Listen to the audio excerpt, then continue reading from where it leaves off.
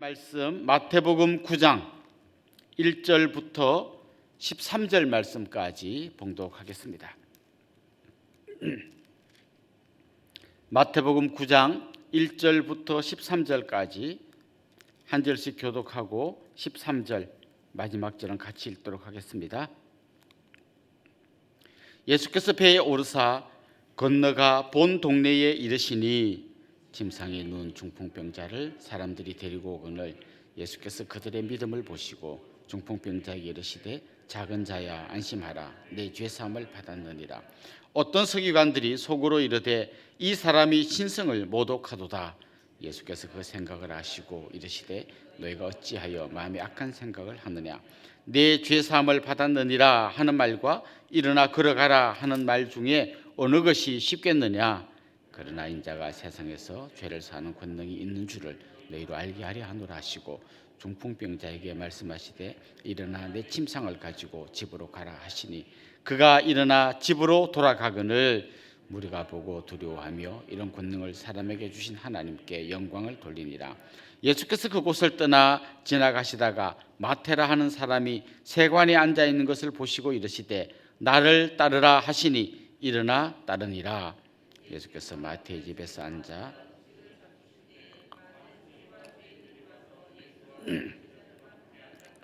바리새인들이 보고 그의 제자들에게 이르되 어찌하여 너희 선생은 세리와 죄인들과 함께 잡수시느냐. 예수께서 들으시고 이르시되 건강한 자에게는 의사가 쓸데없고 병든 자에게라야 쓸데있느니라. 너희는 가서 내가 긍휼을 원하고 제사를 원하지 아니하노라 하신 뜻이 무엇인지 배우라. 나는 의인을 부르러 온 것이 아니요 죄인을 부르러 왔노라 하시니라. 아멘. 옛날에는 사진을 잘 찍는 사진 작가들, 카메라를 멋진 걸 들고 다니는 사람들이 굉장히 많은 사람들에게 환영을 받았습니다. 요즘은 전 국민이 카메라를 들고 다닙니다. 손에 핸드폰이 있기 때문에 아무나 다 사진을 찍을 수 있습니다. 그런데 사진 전문가와 사진을 잘 모르는 사람이 사진을 찍는 가장 큰 차이가 있습니다. 사진을 잘 찍을 줄 모르는 사람은 모든 걸 이 카메라 안에 다 집어넣으려고 합니다. 어디 경치 좋은 걸 보면 그 전부를 다 막 하나라도 안 빠지고 다 한 장에 다 집어넣으려고 합니다. 그러나 사진을 잘 찍는 사람은 제일 중요한 게 생략입니다. 덜 중요한 거는 아무리 좋아도 다 생략하고 진짜 강조하고 싶은 것만 딱 집어넣어서 찍습니다.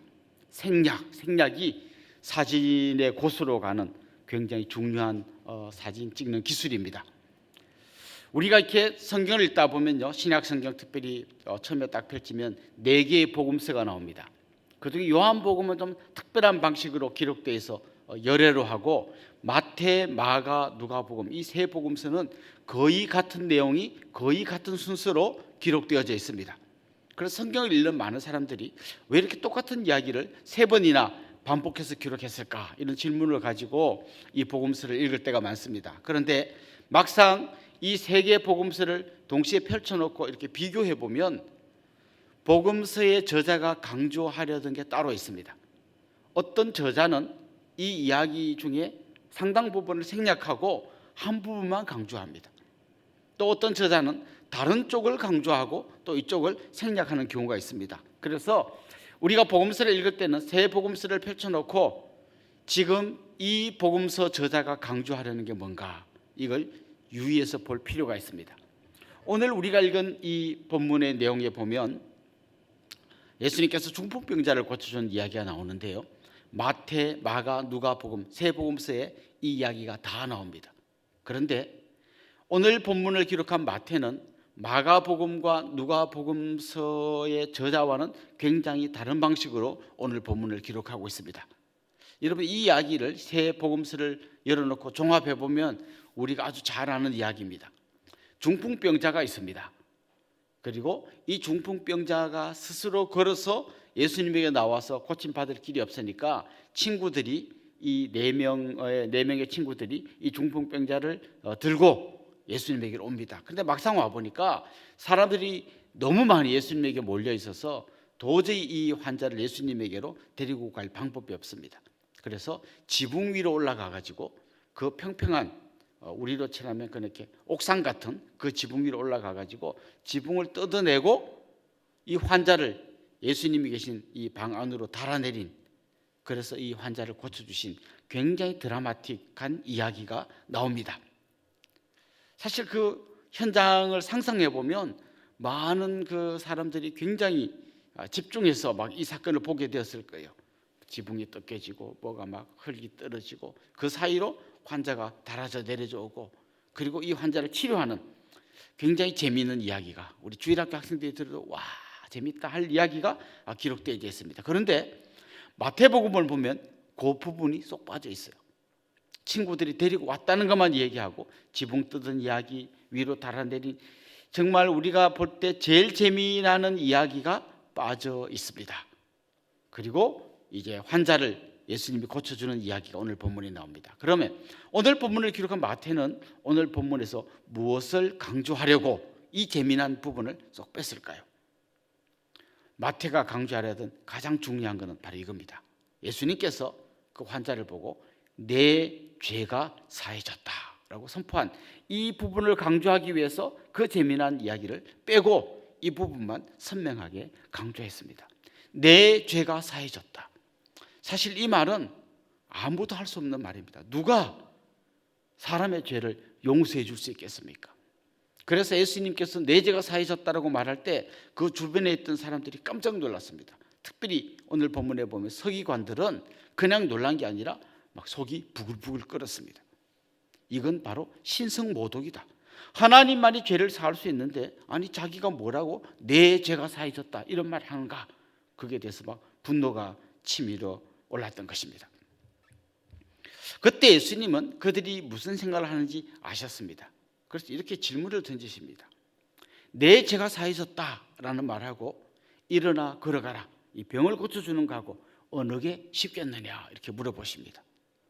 사실 우리가 성경 읽으면서 만약 우리 보고 물으면 어느 게 쉽지? 답을 하기가 좀 어렵습니다. 왜냐하면 예수님에게는 둘 다 쉬운 일입니다. 그리고 우리 인간의 관점에서 보면 둘 다 어려운 일입니다. 둘 다 어렵기도 하고 둘 다 쉽기도 한데 예수님은 어느 게 쉽겠냐 이렇게 물어봅니다. 이건 예수님의 관점이 아니라 그 자리에 있는 청중들이 볼 때는 어느 게 쉬울 것 같으냐 이렇게 물어보는 겁니다. 이건 사실 이런 좀 상황을 바꿔서 생각하면 쉽게 이해가 됩니다. 만약 여러분이 그 자리에 가서 예수님 대신에 내 죄가 사해졌다든지 일어나 걸어가라 여러분이 말한다면 어느 게 쉬울 것 같습니까? 또 같이 어렵죠. 근데 가만히 생각해 보십시오. 만약에 우리가 가짜가 그 앞에 가가지고 내 죄가 사해졌다 그러면 솔직히 사해졌는지 안 사해졌는지 아무도 뭐 증거가 없습니다. 그런데 일어나 걸어가라 이렇게 말하려면 이 환자가 일어나야 돼요. 거기서 일어나 걸어가라 했는데 못 일어나고 가만두고 있으면 너 엉터리구나, 이 사기꾼아 이렇게 될 겁니다. 자, 그러니까 예수님이 이렇게 말씀하시는 거죠. 말로 하는 거는 일어나 걸어가라가 훨씬 어렵다. 이건 분명히 거기에 대한 증거가 드러나야 되기 때문이다. 이걸 지금 이야기하는 거예요. 그냥 입으로만 빵긋빵긋 하려면 내 죄가 사해졌다 하면 사해졌는지 안 사해졌는지 모르니까 그냥 그렇게 말한다면 그게 쉬워 보일지 모르지만 증거를 보여준다는 측면에서는 내 죄가 사해졌다는 말보다 일어나 걸어가라 이게 훨씬 더 어렵다는 거죠. 그러고는 예수님께서 이 환자를 고쳐주십니다. 일어나 내 자리를 들고 걸어가라. 그리고 이렇게 말씀하시는 거죠. 너희들이 증거를 보여줘야 된다고 생각할 만큼 더 어려운 일을 내가 했다. 그렇다면 증거를 못 보여주는 이 일도 내가 할 수 있다는 걸 너희가 알겠지? 이렇게 말한 것입니다. 그러니까 예수님은 지금 그 사람들이 보는 앞에서 내 죄가 사해졌다는 예수님의 말씀이 입으로만 말씀하시는 것이 아니라 진짜로 죄를 사해 주시는 분임을 보여주신 것입니다. 마태는 이걸 보여주기 위해서 다른 부분을 다 과감하게 생략했던 거죠. 이 복음서를 처음 읽던 사람들도 굉장히 충격을 받았을 거예요. 아니, 예수란 분이 진짜 죄를 사해 주시는 분이구나 라는 걸 깨달았을 겁니다. 아니면 믿음이 없는 사람은 이 이야기를 보고 어떻게 했겠습니까? 아니, 자기가 뭔데 죄를 사해 줬다고 말하는가? 화가 날 겁니다. 그렇습니다. 진짜 성경을 제대로 읽은 사람의 마음속에는 두 가지 생각이 드는 게 정상입니다. 예수님은 죄를 사해 주는 분이구나라는 걸 믿든지, 아니면 자기가 뭔데 죄를 사해 줬다고 하냐라고 하든지, 뭔가 두 가지 생각이 떠올라야 됩니다. 그래서 C.S. 루이스라고 하는 유명한 사람은 이 복음서를 읽다가 이렇게 생각했습니다. 진짜 이 복음서가 가짜라면 예수님이 말한 이런 말은 지옥에서 온 사람이나 할 수 있는 말이다. 또 다른 성경학자는 이렇게 재미나게 표현했습니다. 예수님이 죄를 사해 주는 권세가 있다고 안 믿는 사람이 이 본문을 본다면 두 가지 생각을 할 거다. 예수님을 보고 미친 사람이라고 생각하든지, 아니면 사기꾼이라고 생각할 거다. 미친 사람과 사기꾼의 차이는 뭘까요? 사기꾼은 자기가 하는 말이 거짓말인 줄 알면서 말하면 사기꾼이고, 거짓말인데 자기도 진짜라고 알고 말한다면 이 사람은 미친 사람일 거다. 그런데 예수님은 사기꾼도 아니고 미친 사람도 아니고 진짜 죄를 사해 줄 수 있는 권세가 있는 분이라는 것을 마태는 지금 강조하고 있습니다. 이게 오늘 본문에서 가장 강조하려던 바입니다. 혹시 여러분 주위에 이런 분이 있습니까? 나는 예수쟁이는 싫지만 예수는 좋다. 이분은 제가 단언컨대 성경을 제대로 안 읽어본 사람입니다. 성경을 제대로 읽어본 사람은 절대로 그런 말을 할 수 없습니다. 예수는 엉터리다 하든지 아니면 믿든지 둘 중에 하나지, 이렇게 말한 예수님을 그냥 좋아한다는 것은 성경을 안 읽어봤다는 증거입니다. 그런 분들에게는 나랑 같이 한번 성경을 읽어보자, 예수님 뭐라고 말했는지 한번 읽어보자고 도전해 보는 게 좋을 것입니다. 그렇습니다. 예수님은 우리의 죄를 용서해 주실 수 있는 분이십니다. 오늘 본문 그 뒤에 이어져 나오는 이야기는 이 이야기를 좀 더 구체적으로 확장해 들어가는 이야기입니다. 예수님께서 길을 가다가 마태라고 하는 세리를 부르셨습니다. 예수님의 제자로 부르셨습니다. 그리고 마태가 그 예수님을 자기 집에 초청했고, 초청한 그 자리에 자기 친구 세리들도 같이 불렀습니다. 그래서 세리들과 예수님이 식사를 하는 그런 장면이 오늘 본문에 나옵니다. 이게 또 그 당시에 바리새인들에게 굉장히 눈에 거슬리는 행동이었습니다. 왜냐하면 그 당시 세리들은 사람들이 인간 이하로 취급하는 사람들이었습니다. 그 당시 사람들은 창녀와 세리를 거의 같은 부류로 묶어서 보았습니다. 여자로서 제일 나쁜 사람은 창녀고, 남자들 중에 제일 나쁜 놈은 세리라고 생각했습니다. 왜냐하면 세리들은 그 로마의 압제하에 있던 이스라엘 백성들에게서 세금을 걷어다가 로마에게 갖다 바치는, 우리나라로 치면 친일파, 앞잡이 같은 사람들로 생각되어졌습니다. 게다가 그들은 적잖아 세금을 걷는 게 아니라 더 많은 세금을 걷어갖고 자기의 주머니를 채우던 사람이었습니다. 아주 나쁜 죄인들이었죠. 그 당시 사람들은 이렇게 고의적으로 죄를 짓는 사람들, 세리나 창녀나 이런 사람들을 묶어서 죄인이라고 불렀고, 죄인들은 성전에도 들어가면 안 된다고 생각했습니다. 자, 그러니까 예수님이 죄인인 이 세리와 함께 식사하는 게 굉장히 눈에 거슬렸던 거죠. 그때 예수님이 또 그들을 향해서 아주 중요한 말씀을 하셨습니다. 건강한 사람에게는 의사가 필요 없고 병든 사람에게 필요하지 않느냐. 의사가 병든 사람을 고쳐주려고 하는 것처럼 나는 의인이 아니라 죄인을 부르러 왔다, 이렇게 말씀하십니다. 자, 지금 앞에 이야기와 뒤에 이야기를 이어보면 이렇게 이야기하는 겁니다. 앞에 이야기는 예수님은 죄를 용서해 줄 수 있는 능력 있는 분이다 라는 걸 보여주는 거고, 뒤에 이야기는 능력 있는 그 주님이 그 능력을 가지고 죄인을 고쳐주기를 원하셔서 이 땅에 오셨다는 것을 말씀해 주십니다. 이 둘 중에 한 가지만 있으면 안 됩니다. 아무리 능력이 있어도 고쳐줄 마음이 없다면, 죄를 용서해 줄 수 있는 마음이 없다면 절대로 우리를 위해서 오실 수 없습니다. 반대로 우리 죄를 용서해 주고 싶은 마음은 있는데 고쳐줄 능력이 없다면 그런 마음이 있으나 마나합니다. 그런데 주님은 죄를 용서해 줄 수 있는 능력도 있고 죄를 고쳐주고자 하는 마음도 있으셨습니다. 그래서 우리를 찾아오셨고, 찾아오셨을 뿐만 아니라 십자가에 매달려 죽으셨습니다.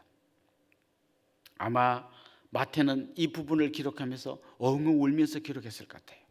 자기 같은 죄인을 용서해 주신 주님, 그리고 자기를 구해 주시기 위해서 십자가를 지신 그 주님을 생각하면서 아마 눈물을 뚝뚝 흘리면서 이 본문을 기록했을 겁니다.